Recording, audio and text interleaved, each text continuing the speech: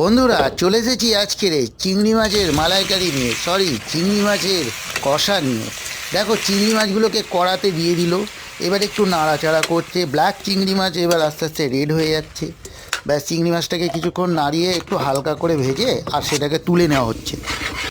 এবারে একটু গ্রেভি তৈরি করা হচ্ছে। তাতে কী দেওয়া হচ্ছে, একটু পেঁয়াজ কুচি, একটু আদা কুচি দিয়ে ভালো করে নাড়াচাড়া করে কিছুক্ষণ পর ওতে একটুখানি মশলাও দিয়ে দিল। আর এবার দিল টমেটো। এইবারে এটাকে আরও কিছুক্ষণ ধরে নাড়ানো হচ্ছে। টমেটোটা এবারে আস্তে আস্তে করে সিদ্ধ হয়ে গেল। এবারে যে চিংড়ি মাছগুলো ভাজা হয়েছিল সেগুলোকে দিয়ে দেওয়া হবে। তার আগে একটা ডিম ফাটে নিচ্ছে, সেই ডিমটাকেও দিচ্ছে, তার মানে আরও টেস্টি হবে। ডিমটাকে ওর মধ্যে দিয়ে আরও কিছুক্ষণ নাড়িয়ে চাড়িয়ে অবশেষে চিংড়ি মাছগুলোকে কড়ার মধ্যে দিয়ে দিল। মাখা মাখা চিংড়ি মাছ তৈরি হয়ে গেল। এইবারে দেখো হাতা দিয়ে ভালো করে নাড়িয়ে দিল আর তুলছে দাদা। ওহো, সত্যি বন্ধুরা, তোমাদের কারোর লোভ লাগিয়ে চলে আসো, খেতে আসো।